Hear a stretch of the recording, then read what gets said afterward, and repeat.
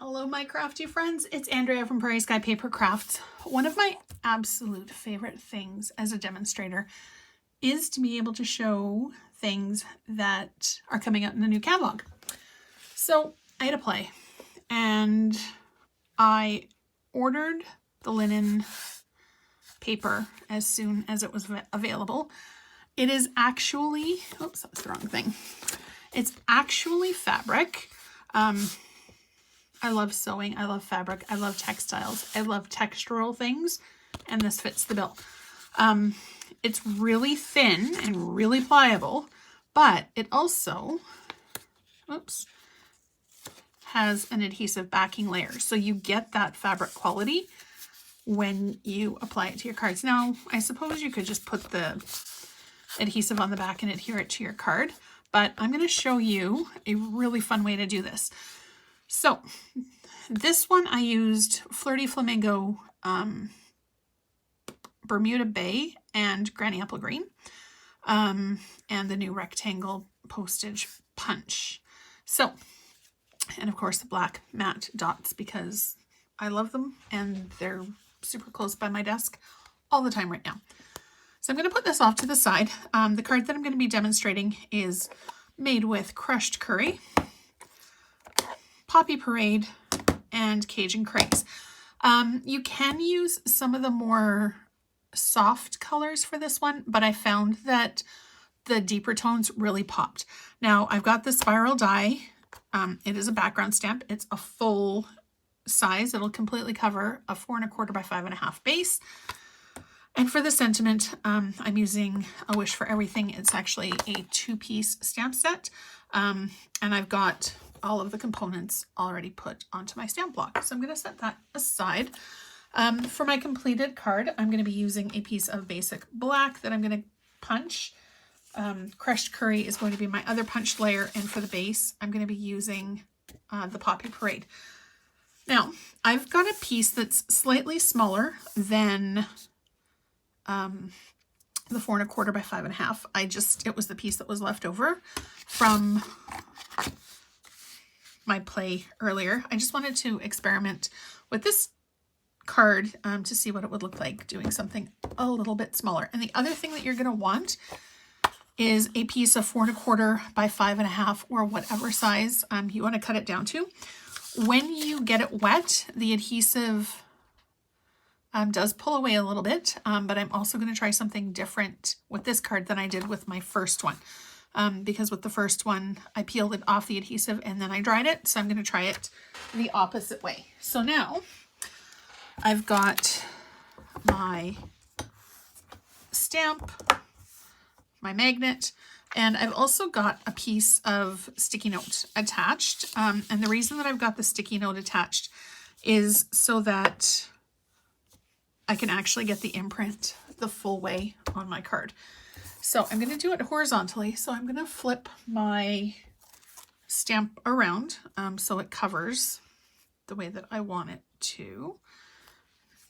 And that position looks like it'll be a good one. Okay, normally, whoops, need to move that up a bit. Normally when I'm stamping with a background stamp, and if I'm doing it more than once, I will take a break and I'm going to actually pull this down a little. Wash it with water and soap. But for this, I'm going to start with the lightest color and then I'm going to just wipe it off with a paper towel. You can also use your chamois if you'd like.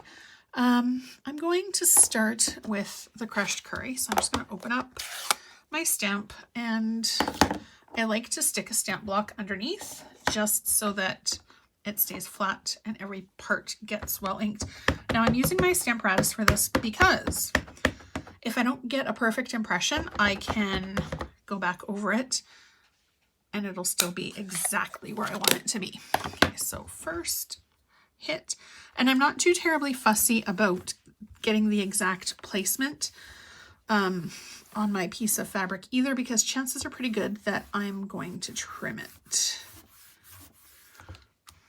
Okay, so there's one and you'll notice too that with the fabric, it absorbs the color. So it's not going to be as vivid. as it would if you're going to be stamping on paper. So now I'm just going to shift it a tiny little bit one way. It's also great with the tie-dye stamp because tie-dye is not perfect. It's a very fluid medium, and it's art, and there's no mistakes in art. So Poppy Parade is next. Ink that up. And you'll notice that when I do apply the water, it will get brighter. Okay, close that one. And then apply the color. If you don't want to use your hand for this, you can also use a dry erase marker, or not marker, a dry erase board eraser or a whiteboard eraser. Just anything that'll help you give equal pressure. Okay, and then wipe it down again. Now I am going to go, after I'm finished, and give this a good rinse under running water.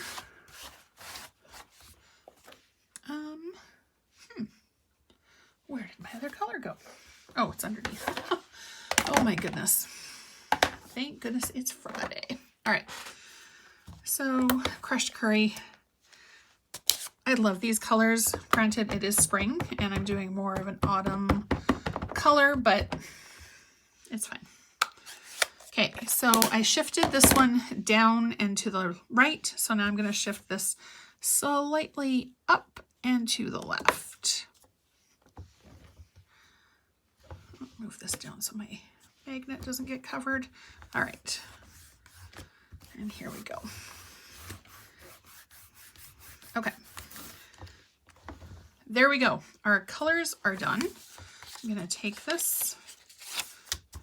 All right. And I'm just going to close this up and put it off to the side for now. So we have our piece that is finished. So now what I'm going to do is grab my spritzer. It's just filled with regular tap water. And I'm actually going to just peel off a couple of pieces of paper towel. Again, you can do it over a chamois or something that'll protect your work surface. Okay, and then I'm just going to go and give it just a couple of even spritzes. And you'll see that it does start to curl right away. I'm going to be a little bit more light-handed with this one. And you can see because the inks are water-based, as soon as you spritz it with water, it starts to curl. So I'm just going to do a little bit more in a couple of spots. There we go. Just because I want that fluid look of watercolor, and I just want it to be a little bit more organic. All right, so I'm happy with the way that that looks. And I'm going to bring in my heat gun and try not to knock over my paper trimmer. And I'm just going to give it a bit of a heat blast just to dry it up. And then the other thing that you could do is flip it over so that both sides get dried. All right. So now I'm just going to get rid of the paper towel and pull in my scrap. And then you can see that the wet surface pulls away a little bit from our fabric. So I'm just going to gently, whoops, tease it away. And you're going to want to do this a little bit slowly. I did find that laying it face down helped adhere, keep the adhesive here adhered a little bit better. And if it pulls away, it's not a big deal because you can put adhesive on it as well. Okay, and then I'm just going to tease it out a little bit, make sure that it stays flat. And for good measure, I'm going to put some adhesive onto the back of my card as well. Now you could leave it to dry naturally if you wanted to. But because this is a tutorial video, I would like it. And I'm not very patient at the best of times anyway. So I'm just going to do a little bit more adhesive than I normally would because I want it to have good adherence and I want it to stay flat. So I'm just going to run Whoops. All right. This is almost like working with saran wrap, but it is totally worth it. All right, so I'm gonna stick it at the bottom first and make sure that it's relatively straight. And you're trimming it, so it really doesn't matter if it isn't. And then I'm just gonna lay it and slowly, and because it's fabric too, if you wanted to have a little bit of a wave to it or a little bit of texture,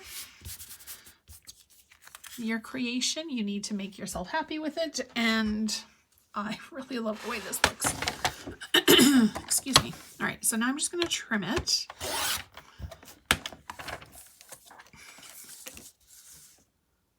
As close to the edge as I can get. Oh, there we go.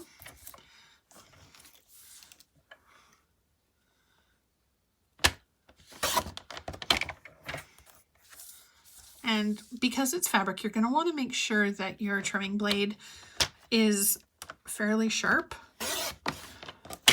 There we go.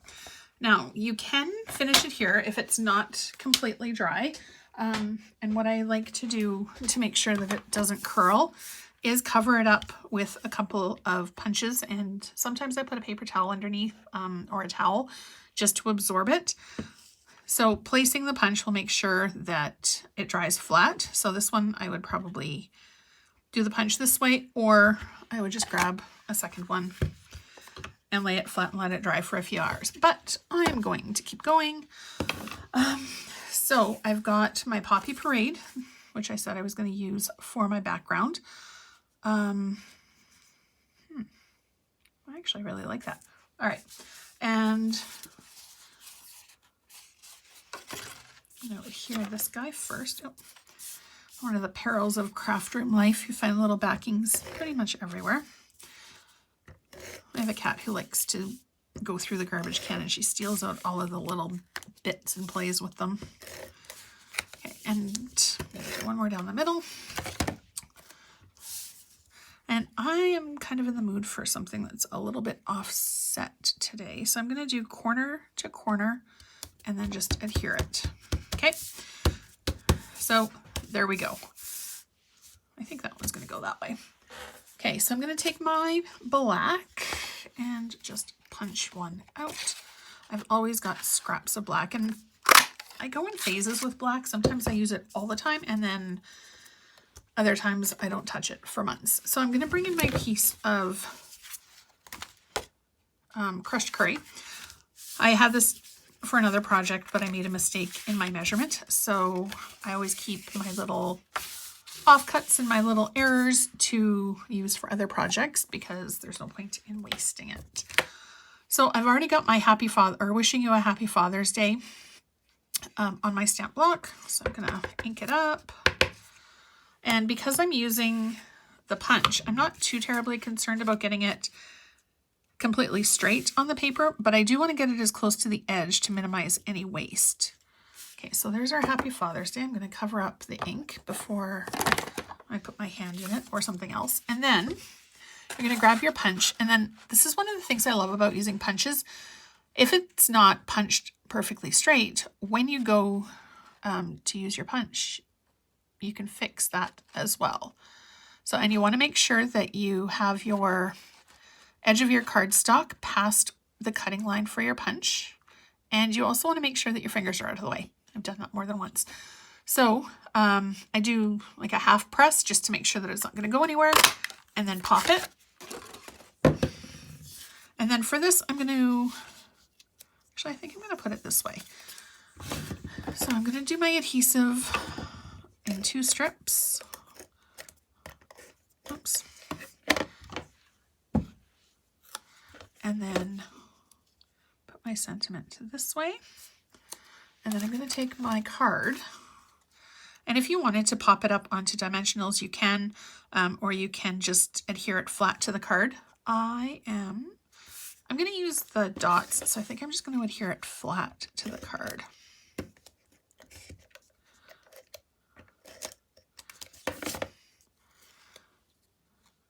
And I think I'll go that way. All right. changed my mind at the last minute. And then for the dots, I'm going to grab my take your pick tool. I love the putty end. I use it for so much. And actually something that I just realized the other day, when you've got the cap on, you can actually twist it. Oh, come on. There we go. To get more putty out. You have to give it a bit of a squeeze as you're doing it. But if you can't get a grip on the dial, that's another excellent way of getting it out. So I'm just going to put, oops, put these on like I would Brad's. One on each corner just to kind of give it a little bit of, come on, a little bit of dimension. And there you go. So we've got the same technique, the same materials, just different colors. If you get this and you try it, I would love to see your results. You can visit my Facebook page, Prairie Sky Paper Crafts, or you can send me an email, prairieskypapercrafts@gmail.com. The new annual catalog will be debuting soon. So if you'd like one, drop me a comment down below, and don't forget to hit subscribe too, so you're notified every single time a brand new video comes up. Thank you so much for watching, and I hope you have a fabulous day.